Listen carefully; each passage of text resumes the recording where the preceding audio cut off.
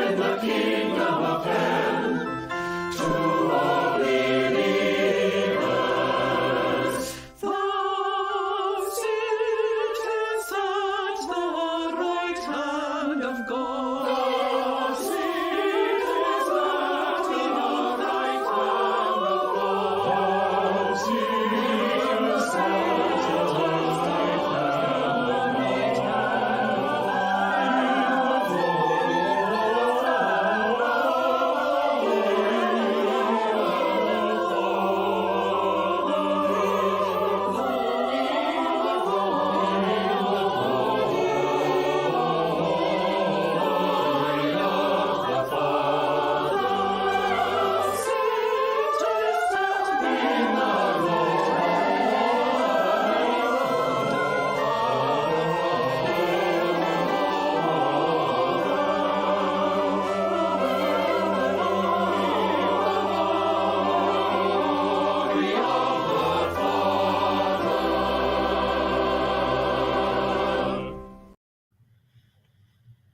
Well, good afternoon, and welcome to all of those who have joined us today for Tending the Soul of the Steward, our final of 3 installments on this topic.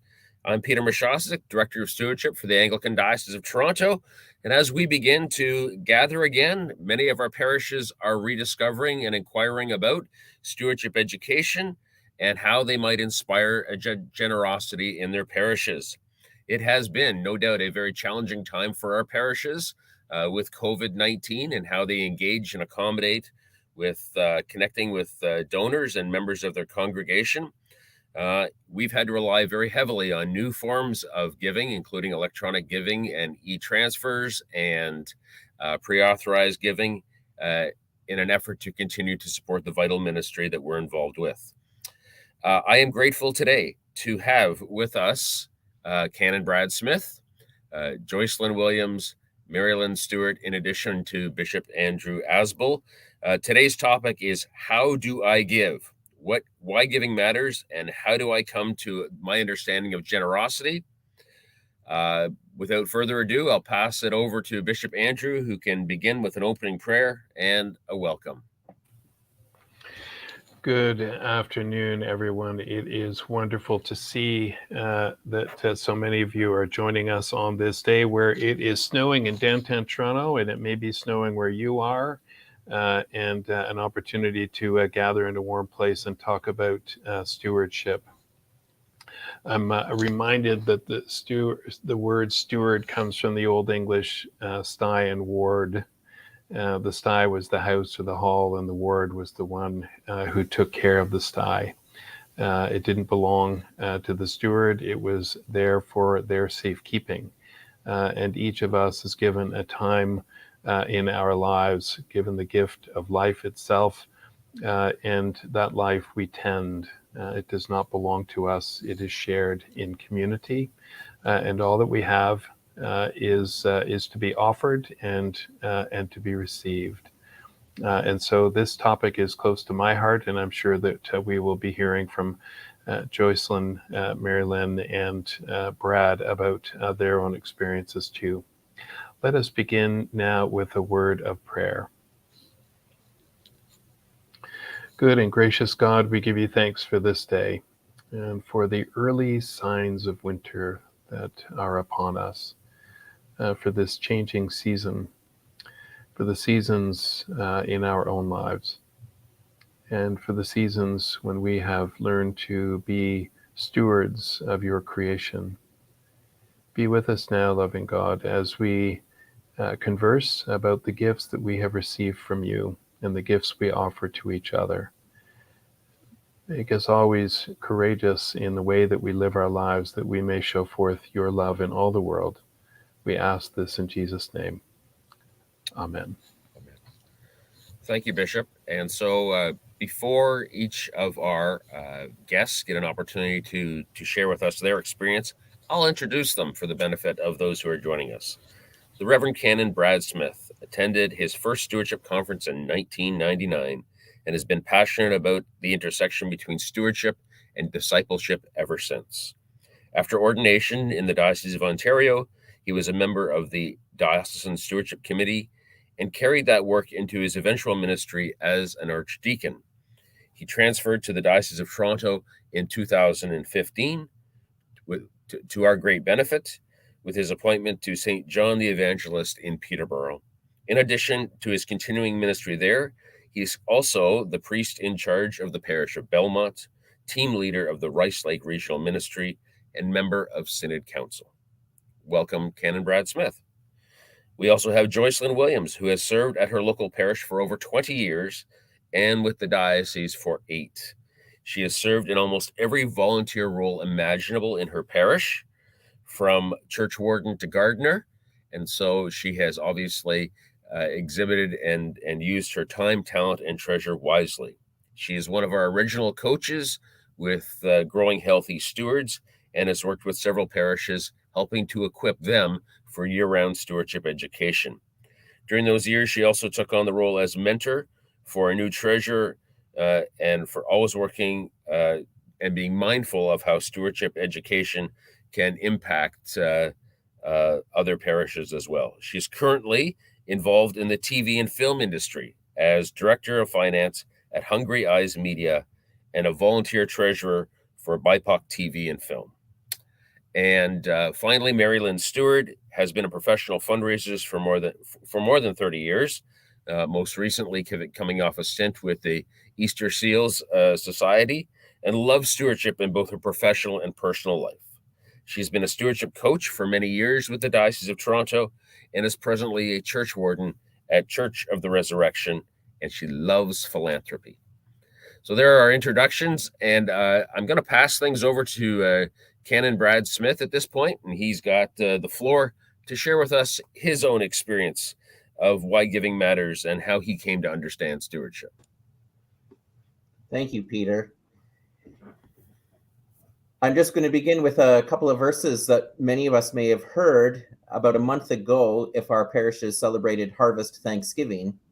And in the third set of readings for Thanksgiving Sunday from the book of Deuteronomy, chapter 26, in the first 2 verses, we would have read, "When you have come into the land that the Lord your God is giving you as an inheritance to possess, and you possess it and settle in it, you shall take some of the first of all of the fruit of the ground, which you harvest from the land that the Lord your God is giving you, and you shall put it in a basket and go to the place that the Lord your God will choose as a dwelling for his name."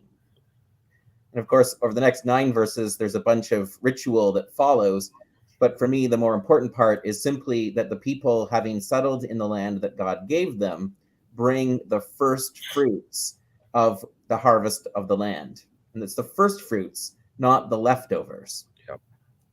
I can remember about 40 years ago, growing up in a little church. It was St. George's Cameron. It was part of the parish of Fenland Falls, Cobeconk. Sadly, it's no longer open.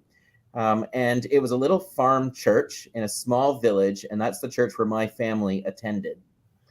And I remember at Harvest Thanksgiving every year that this little tiny square room, which was our church, would overflow with all of the things that the local farmers brought in from the fields to decorate for harvest. And I didn't realize it as a kid. I now sort of think I understand it, but what I saw, and I guess absorbed by osmosis, was the generosity of all of these people bringing, maybe not the first fruits, because harvest tends to be later than the actual harvest in our part of the world, but certainly a large part of their harvest, to the point that we could barely fit in the sanctuary because there would be pumpkins and gourds and corn cobs and corn stalks and apples and all kinds of things that people would give, the literal cornucopia of stuff.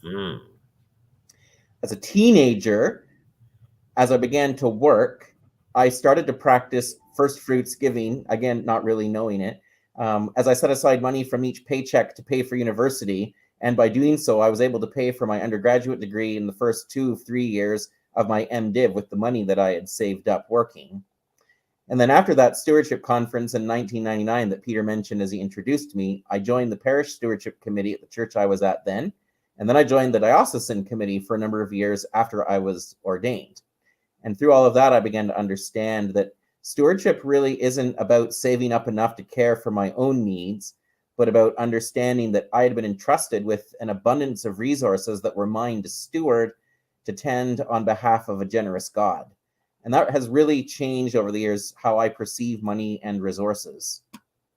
So through this observed experience of first fruits giving, my parents' practical advice and saving up for university, and a lot of work in stewardship, I've gotten to the point of giving from first fruits. In the Diocese of Ontario, our pay used to come in at midnight on the 25th of the month, and my pre-authorized withdrawal came out before I woke up on the morning of the 26th. So I knew that that money had been gone, but I never noticed that it was gone because I never really saw it other than a line on my online banking statement. When I began working, I thought about how and how much to give, and I liked the convenience of pre-authorized giving, but I also wondered if it was just too easy, like too out of mind. Once you had said it, would I forget it? As I thought about how much to give, I landed on a tithe of my stipend, which seemed to me to be consistent with the first fruits call in Deuteronomy. And since then, in almost 20 years of ordained life, I've given 10% of my stipend to the work of the church, split over 12 months of pre-authorized giving. And I reflect at the end of each year on additional charitable giving for the following year to both the church and to other ministries and agencies that reflect my values as a follower of Jesus. So for me, why I give, it's been a long development of this biblical call and as a response to generosity that God has shown me in my life. And how I give is through easy and convenient ways, to be sure, but also ways that help me each year to reflect on how I can return a gift through the work of the church to advance God's mission that I so passionately believe in. Wow. Brad, that's a wonderful leadership testimony. And that's a powerful indicator to your parish as well, that you are on board with the ministry in heart, body, and soul. You are giving your all to the service of God in terms of obviously your leadership as a parish priest, but you're able to speak with credibility then on matters related to generosity because you're a living example of that as well. Thanks for that. I really do appreciate that that leadership statement. It's very powerful. Can I now ask Joycelyn if she'll share with us as well?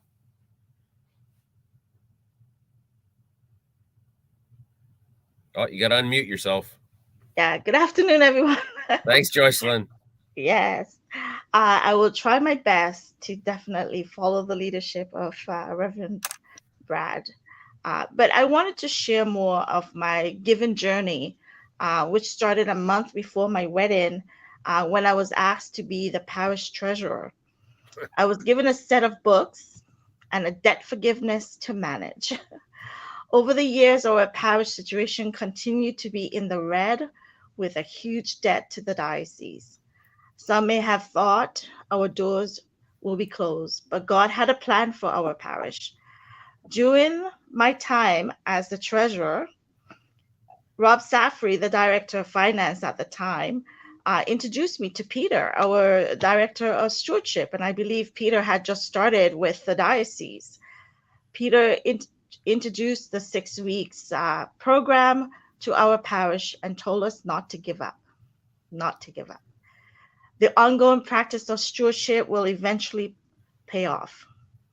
As I moved on from treasurer to warden, the corporation and management board asked to be placed under administration so we can learn and correct our problems and find possible solutions.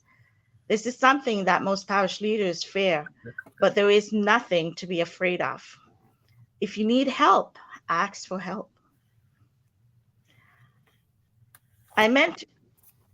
With going to administration, it meant that we reduced our 2 services to 1, and we continue to serve as 1.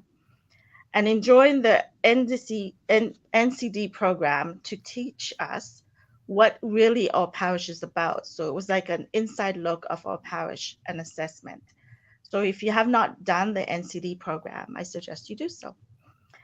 Most parishes don't realize that it's not only the financial health of concern, but overall the health of the parish and its leadership.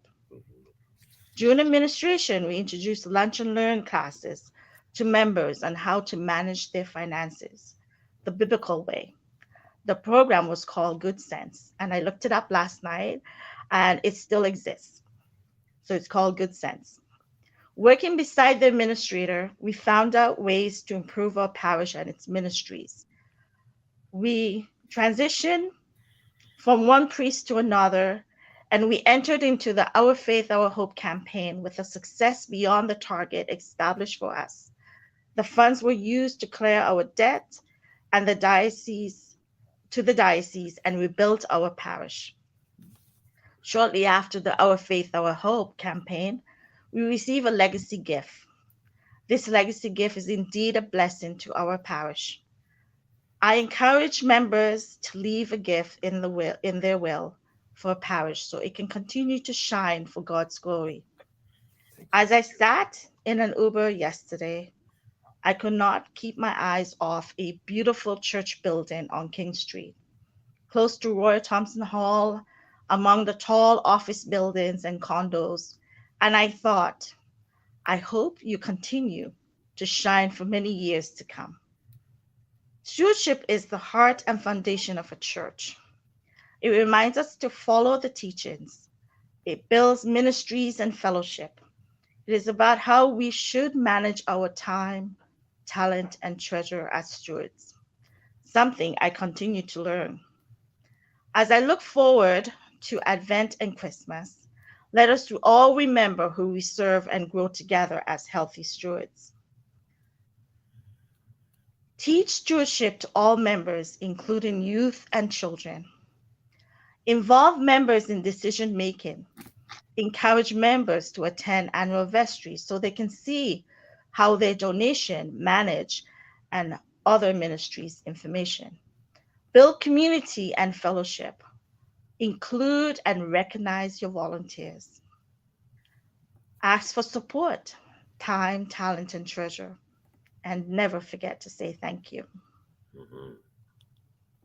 Peter, I would like to say thank you for coming to the Diocese of Toronto. I don't know if you remember me then. Oh, I do. And thank you for your faithfulness and commitment over the years. You are awesome. Oh, jeez. I will leave you with these two personal motivations and why I continue to serve in the stewardship ministry for my local parish and the diocese. Give time, talent, and treasure to the parish outside organizations. Like I also give time and talent to organizations outside the church. So I actually contribute to World Vision. And as Peter had said, I am a volunteer for BIPOC television. I have two motivations in my passage towards stewardship I like to share with you. And one is a song called You Are My King, Amazing Love. It is so inspirational. And the second is a YouTube stewardship message that I found called The Water Parable. It is beautiful piece. And I recommend that you look at it. Thank you for your time. Great. Well, thank you so much, Joycelyn. You've been a joy to have as a member of our stewardship coach team, and you've been deployed in many parishes and had a positive impact there. So I am certainly grateful for the contribution that you've given as well. And thank you for sharing your story with us. I absolutely appreciate it. Mary Lynn, you are the last panelist who gets to speak. Hard to follow both of those. Those were wonderful. Always love when I learn new things. But I wanted to. I was thinking in the night. I thought, how does one speak to stewardship?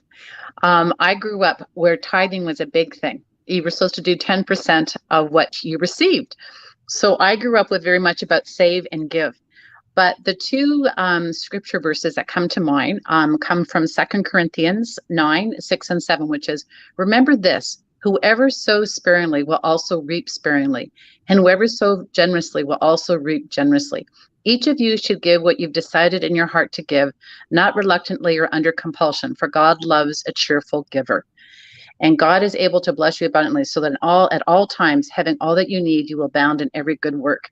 So growing up as I did, which was Pentecostal, and now I was saying Pentecostal inside, Anglican outside, and having attended Oral Roberts University, that was very much pushed at you, give, give, give. But on my journey, when I first came to Church of the Resurrection, because I was the fundraiser in the room, everything about stewardship and the conversation would get pushed to me. And then there's Mary Lynn and stewardship. So I found that a lot of it could be very uncomfortable conversation to have because, you know, it's kind of that look at the fly on the wall, besides don't ask me to give. But I wanted to say over time at the Res, it's been such a thrill to have been there. And like everyone else had done a lot of volunteering and been a warden the last 2 years online, a lot of it. And I've loved being a stewardship coach because as a fundraiser, the greatest joy for me for the last 30 some years has been to say thank you to people. And just as my fellow colleagues have said, you know, gratitude and thankfulness is at the heart of stewardship. But I think that, and one thing that Brad said, I think when I've done my stewardship coaching, I said it's all about telling stories, right? Because I think, again, people, that whole ask for money thing, Mary Lynn's in the room. It's funny, we just had our volunteer fair. And so I said, we really need to address stewardship again within Church of the Resurrection. Because as a stewardship coach, I have felt guilty at times that I'm not really addressing it. But I love the same conversation came up. Well, Mary Lynn, you do stewardship, which I will.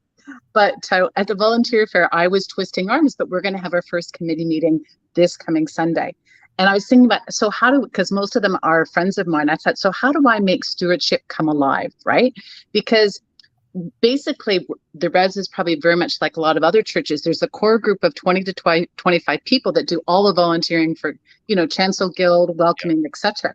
So how do I now convince these wonderful women that are, and it's not meant to be any gender bias, but it's all women on my stewardship committee. How do I make them come alive? So actually preparing for today really made me think about, it's back to that, first of all, for the legacy giving that we talked about. Like the Resurrection has had up and down times, but, you know, very much our legacy gifts have been what has kept many of our churches, I would say, on the right side of the ledger.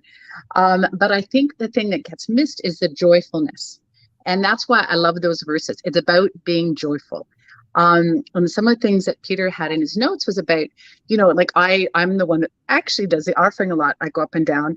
And what's interesting, because there's so much pre-authorized giving going on within Church of the Resurrection, there quite often cannot be anything in the plate. So you can say to yourself, why should we do the offering? But to me, the offering is a marker, right? It's that time where you actually sit and you contemplate what you're doing with your givings. And again, I think it's so important.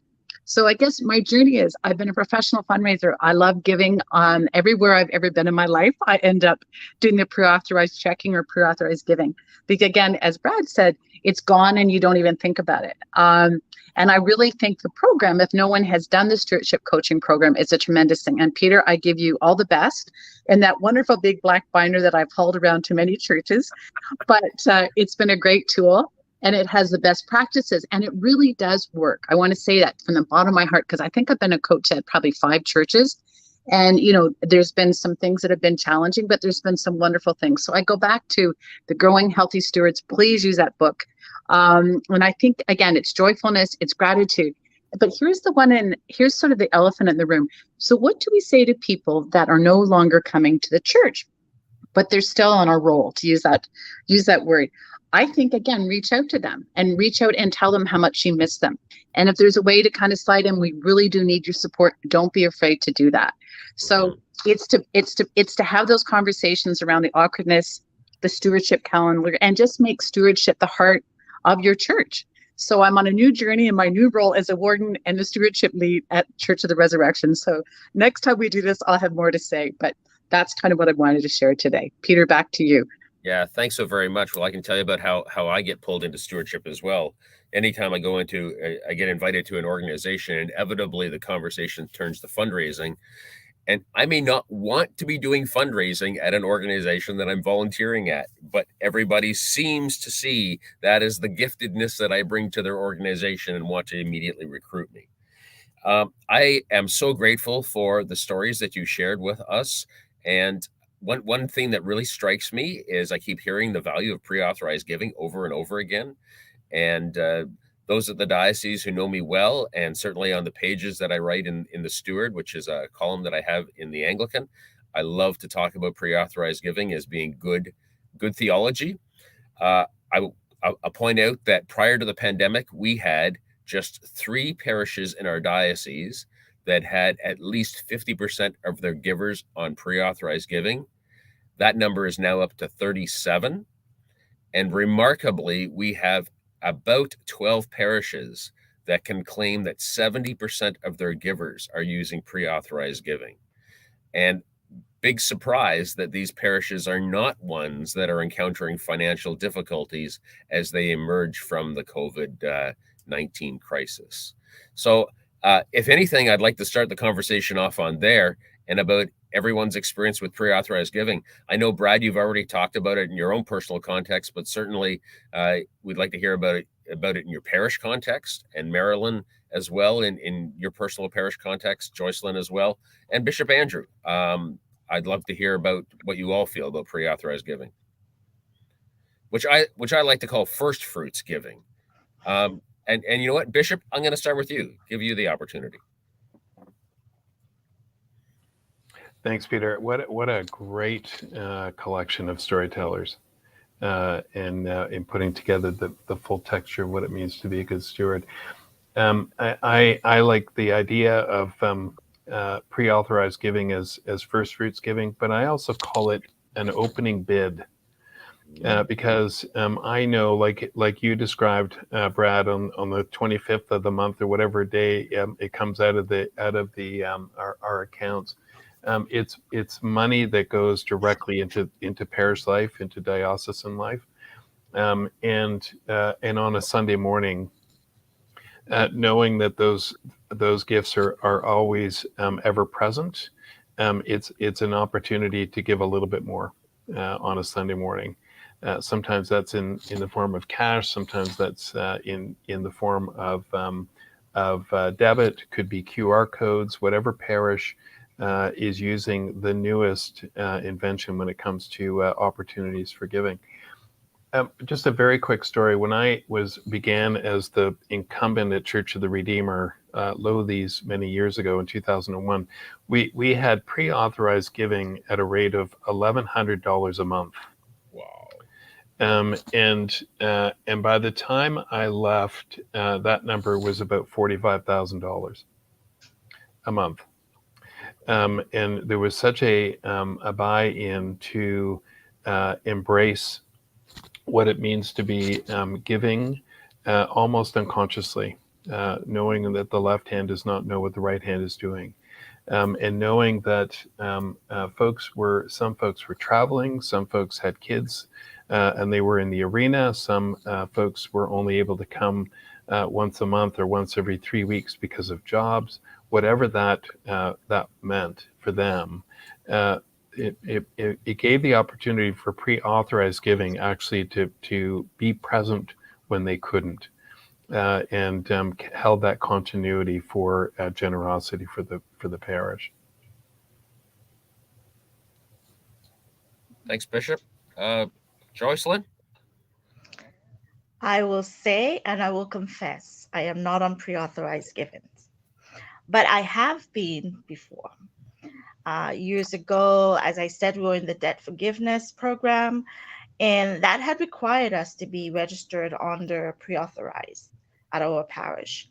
My husband and I actually recognized that when we were on pre-authorized giving, it was rewarding and we didn't have to worry about it. And it was a joy. And just like I have pre-authorized for World Vision, there is no reason why I cannot be on pre-authorized for my givings, except for maybe like most people, forgetfulness to sign up. So as we launch into my stewardship for 2023, consider me signed up for pre-authorized. And I've tried throughout the whole COVID many methods of giving. I've done the post-dated checks, which worked really well as well. I've done the Canada Helps. And, I've done the way I go to church and I give my envelope.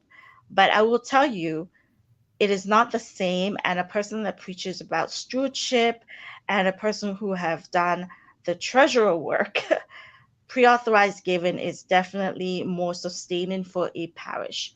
So I am going to ask everyone to join me as we launch in 2023 to sign up for pre-authorized. I was at a church that had an issue with that, and I still do not understand it. It is not a cultural thing, but it's a discipline thing. And just like we do a monthly budget, which is that Good Sense program about helping us manage our finances, there is no reason why we cannot put aside. It doesn't matter what the amount is, it's between you and God, but put aside an amount that says, this is my offertory or my tithe into my church, and set it up as a regular contribution to your church, and they can guarantee that it's there as they do the finances. So I confess to everyone, forgive me. It's all, But I will definitely sign up going forward. Joycelyn, you'll have incredible. You'll be able to encourage your own congregation as you are taking the initiative in 2023. I applaud you for your honesty, and I think you've touched on something that may be apparent for a lot of people, is that we tend to forget in the busyness of life. It's something we overlook, but we can still be intentional in our giving if we haven't set up pre-authorized giving. If we there was a time many years ago when I used offering envelopes that my New Year's Day was consumed by writing out 52 post-dated checks and sticking them in the envelopes, and ensuring that even when I wasn't at church, that I had the envelopes already filled in, and I just tossed them in when I came to church the following Sunday.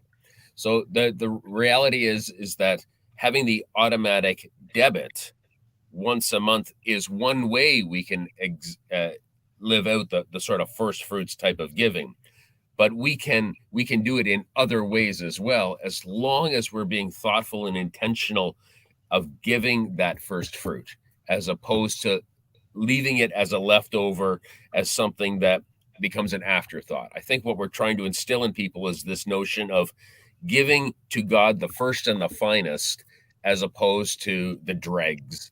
And I think it's really critical that we're able to inspire that as leaders in the churches as well. Brad, is there anything you'd like to share with us about the context of your own parish? Sure, I can. We have a pretty healthy number of people on pre-authorized giving, and I don't think I need to add to what others have said in a way around the whys of it and the benefits, particularly for financial planning for the finance committee putting together the next year's budget. Although we do we have a campaign every year from Labor Day to Thanksgiving where we send out a commitment brochure, and it asks people not only for their indication of a pledge amount for their financial support next year, but also invites folks to consider what ministries we've got going on in the parish. And if you would like to know more about it, check the box and someone will get in touch with you, or the form is available online and a lot of people can actually fill it out online. So not just giving can happen electronically and in various means, but other elements of stewardship, the time and the talent part can happen in a variety of different ways. In the not the anti-pre-authorized side, but just one of the things I'm aware of is a lot of people really do want to have that ritual piece in the liturgy of giving, and I know that for them pre-authorized is a bit of a stretch because there's nothing there. And one of the ways that we've worked around that is simply having a pledge card that you can pick up at the door as you come in, and it said, I gave by pre-authorized. For some people, it's because they're embarrassed when the plate goes by, although COVID has kind of solved that for us because we don't pass the plate anymore. We have an offering plate at each door that says, please drop your envelope here, which I think helps with some of the shame based in an offering collection. But certainly where you do that, there are ways around that so that people can make that witness that I am contributing to God's mission through my local church. And so as it's been said, and I think I'm reading the comments. I see Martha Whitaker has made a comment about there are various ways to give, and I think that's right. And it would be at our peril if we got rid of some of these different ways of giving, just abandoning them for the sake of the new media, but certainly to embrace all the different ways, and the most important piece, as you were saying, Peter, is to do whatever we do with reflection and gratitude. Yep. So it's a critical piece, this idea of giving reflection and gratitude. And as new people come to our churches who may not have had any engagement or any experience of giving, they may come to the church and not realize that it's supported through the generosity of people who attend there. So how have you invited newcomers to the church to give? What has been your entry point, or how do you begin that conversation? Mary Lynn? I just wanted to go back just for a sec. I think one thing when it comes to the pre-authorized giving, people can be very hung up that if I can only do $5 a month, right, that's not enough, but it's the might, right? And that's biblical. So it's the $5 a month, or it's the $50 a month. It's what people can afford, right? I think, and all of that is appreciated, because that $5 is a huge thing for some people, right? Especially for seniors. Yep. I think it's very much just speaking to it. I think, as whether it's the commitment cards, whether it's referenced, on the PowerPoint that rolls, whether it's in person or online, you have to, and not to beat people up, but it's to continually have that subtle messaging. So I just wanted to add that in about the might versus the might, right. MIT versus the mighty. Right. So can you add about how you invite newcomers to give? I think we basically is that we've started to add it to our rolling PowerPoint, that just saying that pre-authorized giving is available, right? And so we do it subtly, and again, it's on our Facebook and on our website. That's probably where we've done it the most.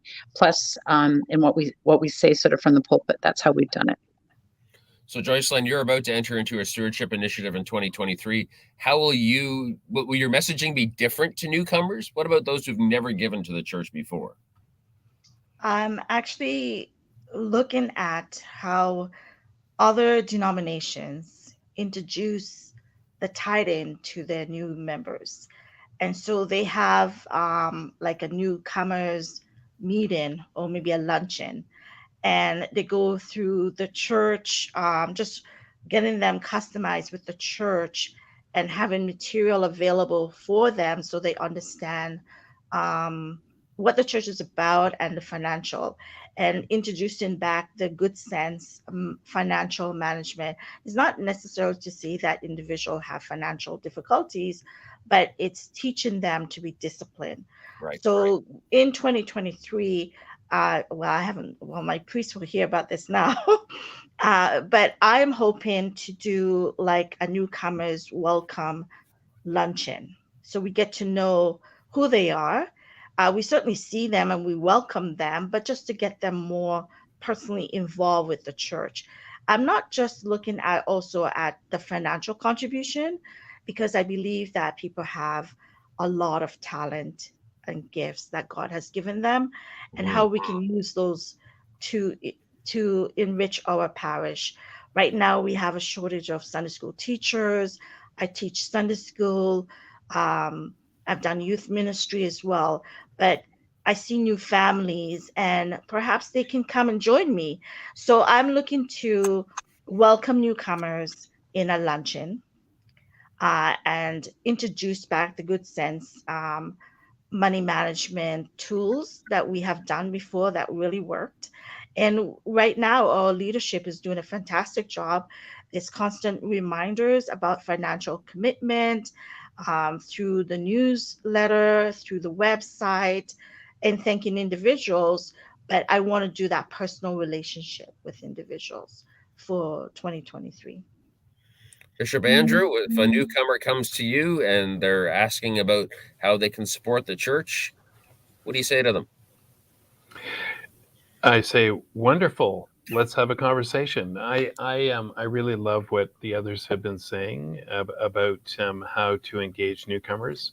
The old adage, when somebody comes that's new, which is a rarity in some of our parishes, sometimes we immediately want to give them envelopes. Over the years, what I have learned is the benefit of hospitality, as you described it, Joycelyn, of being able to invite people to sit and have a meal together. And over time realized that one meal wasn't enough. We used to run a program called Newcomers 101, Anglicanism 101, and Mission 101, which was really for newcomers. And each one was three sessions long. So you had 9 sessions, 9 meals. And stewardship was always built into the context of it, as well as Bible study, prayer, and building community. And people are curious. They want to know what to give, and being able to talk about proportional giving. Some of us are able to reach the tithe. It doesn't happen overnight. And to invite people to think of what proportional giving might look like for them, and to sit down with pen and paper and say, what would 1% of your income be? What would 0.5% be? Where do you want it? Where do you feel good? I love, Marilyn, your quote from 2 Corinthians, because that's my song sheet. God loves the cheerful giver. And I have learned over time, give till it feels good. Yes. Give till it feels like you're part of it, and as deeply as you possibly can go. And that's infectious. People want to be a part of that with you. Yeah. Brad? I think what's been said about the relationality, to use a maybe less ecclesiastical turn of phrase, we're really inviting people to invest in us. And people invest in places and organizations that they think has a reciprocal investment in them and interest in their lives. It's kind of maybe the thin edge to talk about that, because it can also kind of veer a little bit into a consumer model of church, that I'll only give if it's, the sermon's got to be good or the music's got to be good or whatever. But I think, the story of Jesus in many ways is really about his relationships with the people that he encountered. And so I think for us to take a page from him and to really focus on building those relationships. So it might take forms of meals with folks. It may be meeting them where they are. I mean, I know in our youth and young adult ministry, one of the things that we've kind of gone away from is Friday night youth group in the church playing games, to a more mentorship-based model where our people are building relationships and going where the youth are. So we're going to their plays and their sports games and all those kinds of things, and really trying to invest in them.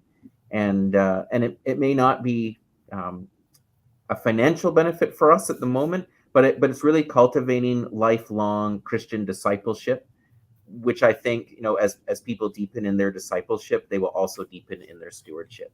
Yeah, that's helpful. I think of something that Henry Nouwen wrote, because he wrote a book called the Theology of Fundraising, and it's a really powerful little booklet.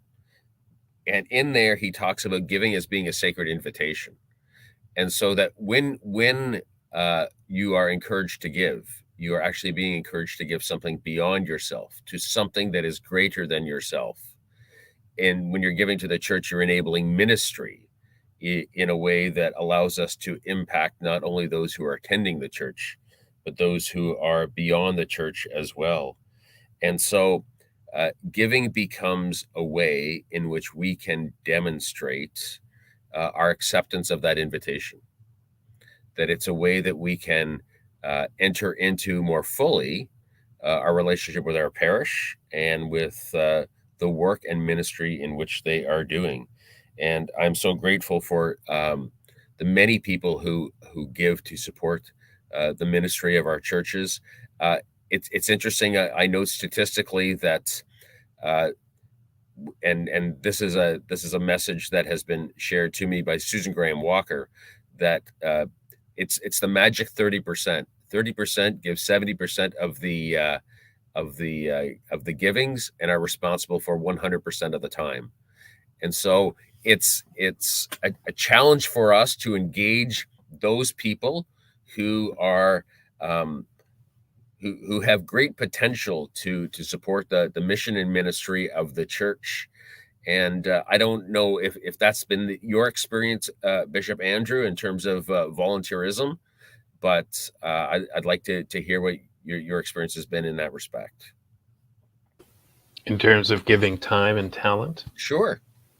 I am always amazed at how dedicated people are to the endeavor of the kingdom of God in our local parishes.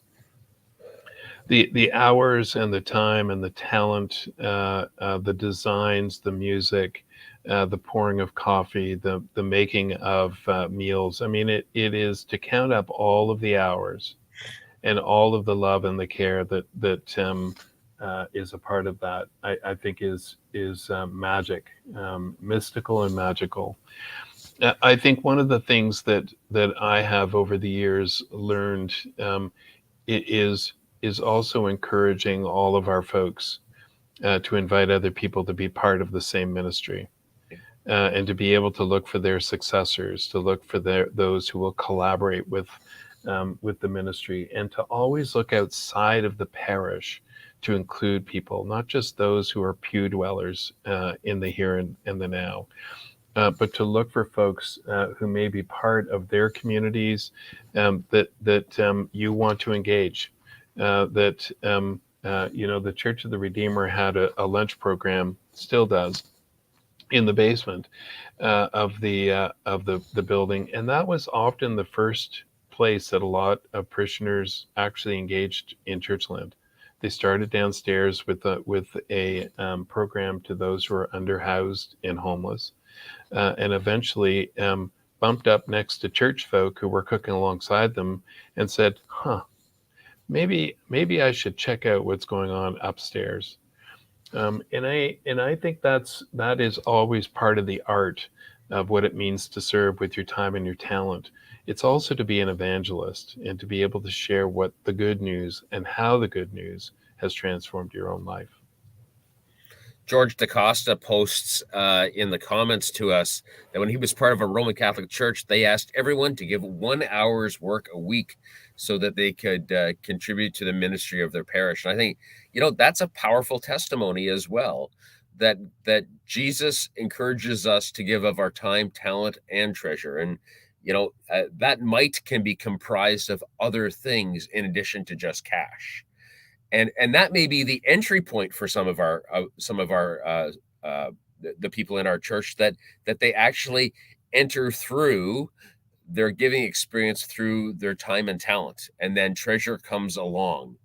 I know for instance that when I've preached in parishes and I encounter inevitably the concern about people who are unemployed or between jobs, and I simply say, you know what? I think we all have wonderful gifts that we can contribute to ministry in terms of our time and talent. And if you find yourself in that unfortunate situation, that there are ways that you can still contribute to the ministry of our churches. I ask you to pray for the ministry of our parishes and the ministry of our clergy, because they need your prayers as well. But your time and talent can be very powerful.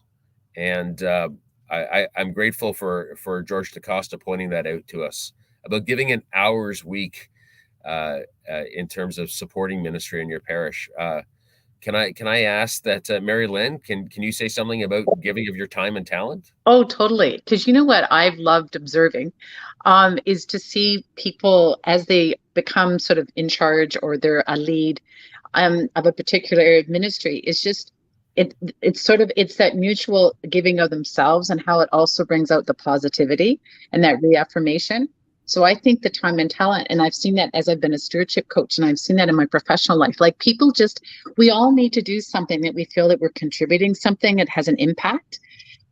Because especially during COVID, right? It's been lonely times for people, and communities have been broken up. So what I think, again, I would encourage people to do, and many people have probably already done, but things like the volunteer fair, like have your ministries have a day, break bread after church one day and say, hey, we need your help. I signed up for a couple more ministries that I probably don't have time for, but I want to learn new things. I think as human beings, our creativity and the time and talent can really play to that part of our soul, right? Is that creativity, and maybe something that you don't do in your work life or you haven't done for a long time. So time and talent is priceless, really, as far as I'm concerned. Yeah, Joycelyn? I definitely echo about the time and talent. When Peter recruited me for stewardship coach, I was actually unemployed. I had lost my job, and I immediately said yes. And it's rewarding when you give back your time and you share your gifts that God has given you. And individuals, and probably Peter, didn't even realize I was not working, but I also went to a parish to help them with their stewardship. And sometimes my journey also travels me. I right now live in Oshawa, and so I've gone to Christ the King, which is in Etobicoke. And people might think I'm crazy, but no, God is leading me there to help serve the parish and to serve Him. And what would I have done with that time? Perhaps binge watch my K dramas that I love to watch very often. So we have time, we have gifts, and we can share them. And it just means that we have to adjust our lifestyle to fit that in. Um, we are doing a ministry fair for our family ministries on Sunday. And we've done before in the stewardship program a ministry fair that highlighted all the ministries and also thanked them. And it's so joyful just to see how many volunteers we do have at our church and how many gifts we have at, you know, within each individual that can offer their service to the Lord. Right. Years ago, and perhaps they will bring it back as I plug it right now, the diocese had a volunteer workshop, and we learned from that about the volunteer management coordinator role. And we have one at our parish, and she's doing a fantastic job. And we have created ministry job descriptions, and it's a constant work in progress, of course. But with our past priests and our volunteer coordinator, we have done a great job in our parish in terms of helping newcomers understand, oh, you want to be a Sunday school person, oh, this is the job that it entails, these are the duties and the responsibilities. And like the gentleman said, Saturday might be your prep 1 hour, Sunday school 2 hours, that's 3 hours a week. And it's not a commitment that has to be every Sunday, because you can share that ministry with other people. So we need to give our time and talent. And when you get involved, listen, everyone, when you get involved, you will feel that need to give back to your parish. I do. And you feel that invested interest. Yeah. Brad? Yeah, I have two things that come up with this. One around how we invite people in and through things like outreach programs. One of the things that I've become aware of is that my current parish, in many ways, has become a haven for a lot of folks who are, for lack of a better word, fleeing other denominations. Some for theological reasons, but one of the things that has sometimes come up for me is that there are people who have experienced what might be called financial abuse in other denominations. I've heard of people, demanding for their tax return every year so they could be told how much to give. And so I'm very sensitive to how we approach language around giving financially for people like that. And for many of them, the point of entry into stewardship is, in fact, through a donation of time and energy and passion for a ministry that they might like. And a lot of them are attracted here because we have a pretty robust outreach ministry in the city. And eventually, when they find out, how that's funded and how the parish operations are funded, they get back to giving voluntarily. And that is so healing for people that have come out of denominations where they felt like they were being coerced, sort of the opposite of the earlier quotation from 2 Corinthians. So And the other thing I think is, for me as a priest, I love fundraising language, but I also, at the end of the day, I hear a lot of, I'm on a fixed income. And I often want to say, well, so am I. I get paid the same amount every month. And I know what people mean, but I think it's important for me theologically to know that we always have a choice. And so when people talk about why they're giving or not giving and how much they're giving, one of the things I always sort of struggle with a little bit is, how pushy do you get as a pastor to just help people reflect on the choice? And for me, that's the reflectiveness piece. Is, I'm choosing to do this. We all have circumstances that dictate how much we feel we may or may not be able to give. But at the end of the day, we have a decision to make about what we want to support and to what level.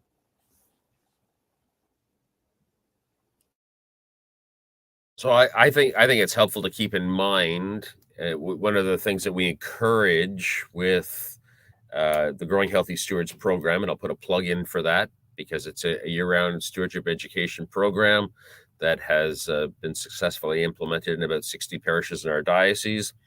It does encourage pledging. It does encourage people to think about thoughtfully, prayerfully making a commitment. I know some people prefer, instead of the term pledge, they prefer the term covenant because it reflects a more relational experience with God.